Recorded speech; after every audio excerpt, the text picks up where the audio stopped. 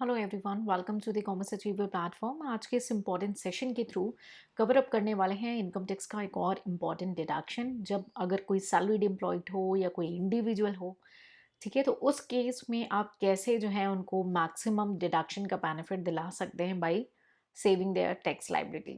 ठीक है, तो आज हम कवर अप करने वाले हैं income tax deduction in respect of contributions given by any person to a political parties.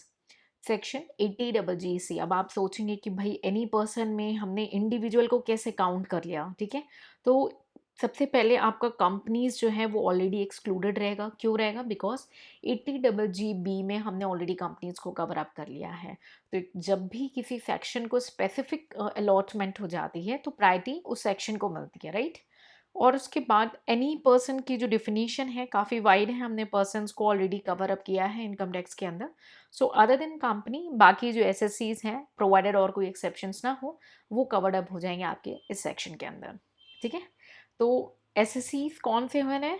Deduction of any sum contribution in the previous year by any person. किस पे फोकस किया गया है? कोई भी पर्सन हो टू अ पॉलिटिकल पार्टी और अ electoral trust. ठीक है, तो या तो कंट्रीब्यूशन पॉलिटिकल पार्टी को किया जा रहा है या कंट्रीब्यूशन किया जा रहा है किसको? इलेक्टोरल ट्रस्ट को।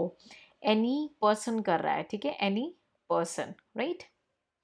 No deduction shall be allowed in respect of any sum contributed by way of cash. यानी आप जो कॉन्ट्रीब्यूशन कर रहे हैं, देखिए कॉन्ट्रीब्यूशन भी काफ़ी वाइड वर्ड यूज़ हुआ है यहाँ पे। केवल डोनेशन नहीं बोला है आपने, कोई इनडायरेक्ट वे में एक्सपेंस भी किया है, उसे भी हम इस सेक्शन के अंदर कवर अप करेंगे, प्रोवाइडेड वो अदर देन कैश में हो, पॉलिटिकल पार्टी को किया गया हो या इलेक्टोरल ट्रस्ट को। ठीक है, सो कैश में आपने नहीं करना है। ठीक है, उसके बाद पर्सन्स कौन से एलिजिबल नहीं हैं, किनको किनको डिडक्शन नहीं मिलेगा।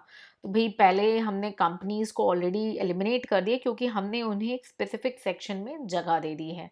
लेकिन एनी पर्सन की डिफिनीशन से दो और ऐसे पर्सन्स हैं जिनको निकाल दिया गया है, वो है लोकल अथॉरिटीज़ को और आर्टिफिशियल जुडिशियल पर्सन्स को। ठीक है, so the deduction is not be available to a local authority and artificial judicial person wholly और पार्शली, चाहे होली हो या पार्शली हो, फंडेड बाय द गवर्नमेंट। ठीक है, सो एक तरीके से एक्सेप्शंस कितने हो गए? 3 एक्सेप्शंस हो गए। एक तो लोकल अथॉरिटी हो गया, दूसरा आर्टिफिशियल जुडिशियल पर्सन हो गया और तीसरा हो गया आपका कंपनीज। ठीक है, और इन दोनों केस में क्या है? होली और partly funded by the government.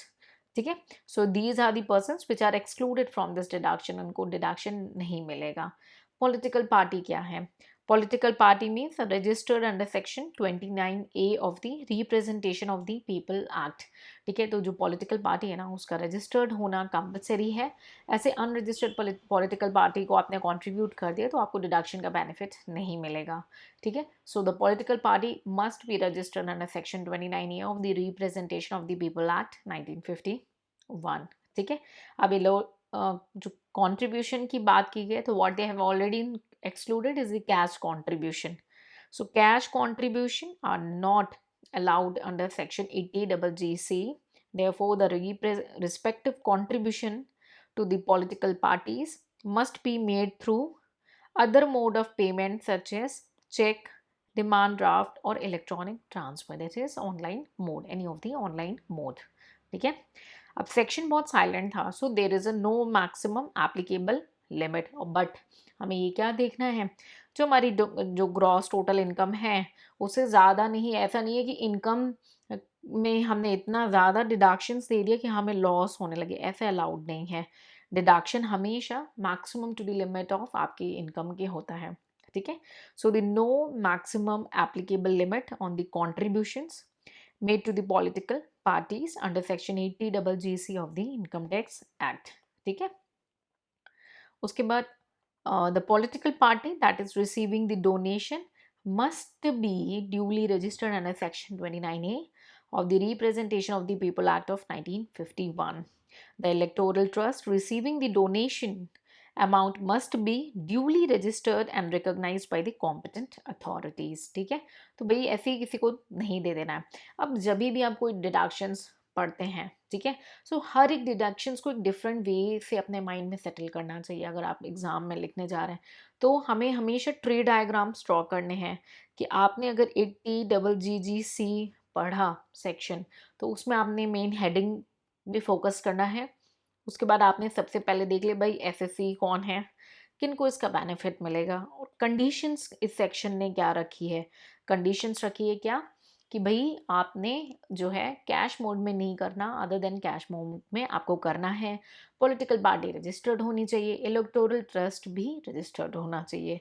और उसके बाद एसएससी का अगर कोई एक्सेप्शंस हो तो एसएससी को भी दो पार्ट में आप डिवाइड कर सकते हैं, एक जो कवर्ड है इस सेक्शन में और नॉट कवर्ड अगर है तो। जैसे इस केस में आपके नॉट कवर्ड में आ गया आपका company, artificial judicial person and local authority, है ना। तो ये ट्री डायग्राम की सिर्फ ब्रॉड हेडिंग बनानी है आपको, ताकि जब भी आप रिवीजन करने जाएं तो आप सिर्फ ट्री डायग्राम के बेसिस पे रिवीजन करते हुए अपने कोर्स को, अपने सिलेबस को मिनिमाइज करते जाएं। सो आई बिलीव ये गाइडेंस आपको जो है आपकी प्रिपरेशन में मदद करे। आज के सेशन में आपको वैल्यू एडेड नॉलेज मिली हो। ये कंप्लीट सीरीज़ का मैक्सिमम बेनिफिट लें। कंप्लीट कवरेज करेंगे हम different different subjects and topics की टाइम टू टाइम। इन सेशंस का मैक्सिमम ले बेनिफिट लें, और अगर कोई क्वेरी है तो उसे अपने साथ घर ना लेके जाएं, उसे कमेंट सेक्शन में पूछ करके क्लियर करें। नेक्स्ट सेशन में मिलेंगे, कुछ नया सीखेंगे। Till then take care, bye bye and जय हिंद।